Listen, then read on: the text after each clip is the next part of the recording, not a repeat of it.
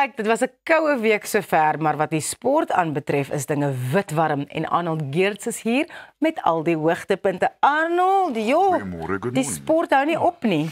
Gelukkig, anders het ek nie werk gehad nie, so ek is altyd baie dankbaar daarvoor. Maar ek weet nie of ons gister daai beurt van ons wou begin in die manier wat ons begin het nie. So Kagiso Rabada 5:51, hy's nou weer op die honors board by Lords en dan Marco Jansen se 3:49. En toe het mens gedink Australië 212 almal uit. Ons het hier 'n kans. Ja. Goeie kans. Maar ongelukkig is hulle bowlers is net so goed soos ons in. So Pat Cummins het nou 'n vroeë paadjie geneem, Josh Hazelwood en daarbey saam, ek moet jou sê Mitchell Starc was regtig in 'n klas van sy eie. Hy het 2 paadjies geneem. So die Proteas vanoggend kom voort op 43 vir 4 effens op hulle knieë. Wat mens regtig bekommer, maar terselfdertyd as iemand kyk, daar was 2 kolwers van die Aussies wat kon vaskop en Ja. as jy 77 en net oor 50 kan maak, dan is daar lopies daar. Maar dit was my interessant. Die kommentators en Kagiso Rabada het na die eerste beurt gesê jy voel nooit of jy in is op hierdie baanblad nie. En ek dink dis 'n baie belangrike ding. So dag 2 begin vanoggend om 11:30, mense hou duim vas. En dan ook nie goeie nuus vir die SA Protea vroue nie. Hulle het ongelukkig vasgeval. Hulle het net 232 gemaak teen die Wes-Indiërs.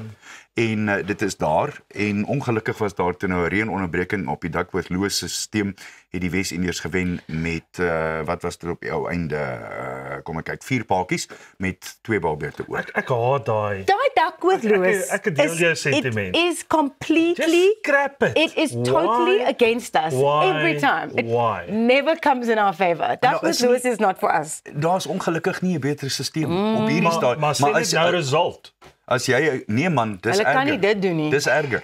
So jy's mos nou 'n ou wat weet van die Syfers. soort van goeters. Werk 'n skema vir ons uit man. Ek gaan maar nou dit maak nie sin hoe dit in elk geval uit. Dan sit die TVZ Yes. stelsel, nie TVZ die DHL. Ja, Ek gaan hom doen. daar's hy. Doen Ek is oortuig. Doen dit. Daar is ongelukkig net nie op hierdie daar is nie 'n stelsel wat mooi daarvoor werk op hierdie stadium nie. Dit laat dit baie moeilik. Ja, soos ek sê, ja, jy het geen idee nie.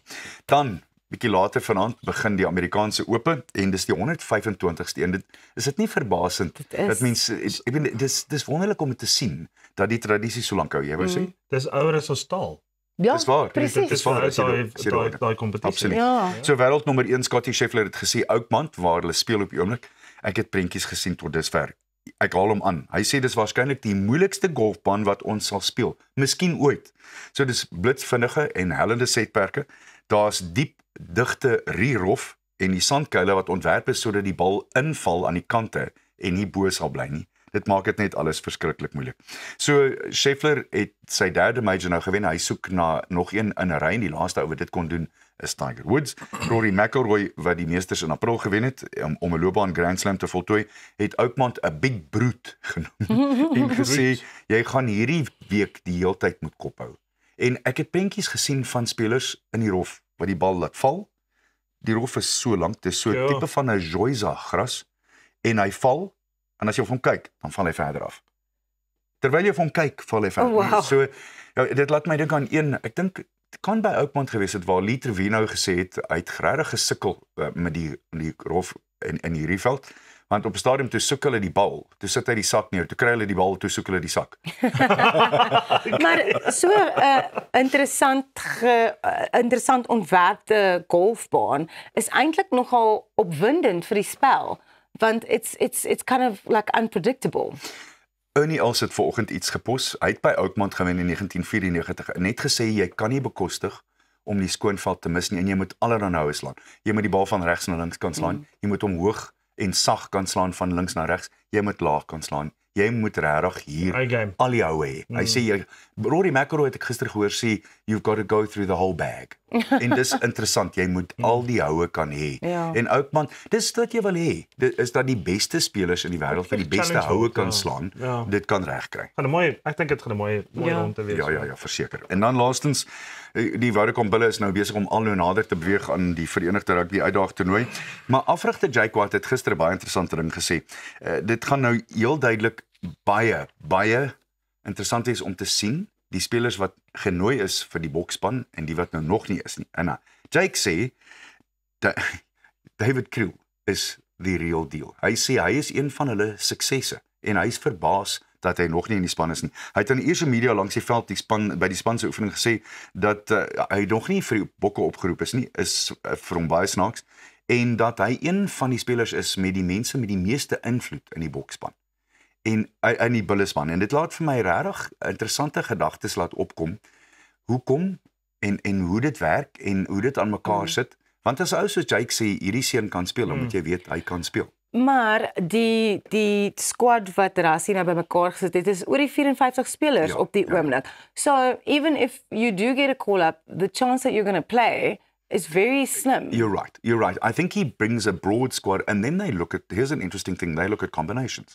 And they want to see if the two flanks can play in combination with the 8th man, and the two locks, how they work with the front row, and even inside and outside centre, and how they combine together. And that's one of the very interesting things, is it's often not maybe the best player in the position, but someone who combines well together with other players who are around him. Ja. Ek wil 'n bietjie net bietjie bevestig. Dit is hierdie naweek is die Britse Ierse teen Argentinië, né? Dis korrek, ja. Kan nie wag nie, né? Ek's excited oor dit. Ek dink hierdie wat so 'n Britse Ierse span is nogal gelaai. Wat is jou opinie? Ek dink dit is die Britse en Ierse leeu's is altyd 'n baie moeilike span om teen te speel, want ek dink jy vat die beste van die 4 tuisunies en jy sit hulle saam in een span.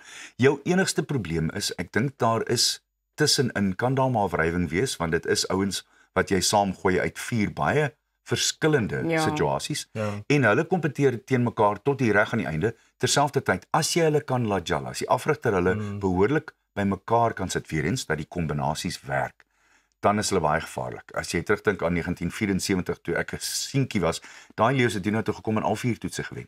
En dit wil gedoen word. So jy kan dit regkry, maar dit vat harde en goeie. Ek dink hulle gaan al 4 hulle toetse vat. Ek hoop so. Ek hoop jy is reg. So what are we thinking? Bulls versus Leinster this weekend? Vodacom Bulls? The Bulls by 2 points. You reckon? Yeah. Yeah. It's my heart talking, not my brain. Okay. Well, we hope that they do very well. I mean, it's been amazing them getting to the final in the first place. Ons hou dan vas. En Thys het daarom nou die ou trek. Bulls all the way, baby. Gaan Lekker. Moet ek trek los. Dis teen my geloof om ander trek aan te trek. Maar ek weet nie wat ek doen nie. Waar is die leeu's dan nou? Ek is sulkeloos. Waar bly hulle? Hulle bly stil. Baie dankie Arnold. Altyd lekker om met jou te gesels. Onthou, jy kan ons op sosiale media volg by Goeiemôre Good Morning. Net hierna is dit tyd vir geldsaake saam met Thys. Hy het altyd iets interessants om ons te leer oor die finansies wêreld en ons sien uit daarvoor. Bly ingeskakel, ons is net hierna terug.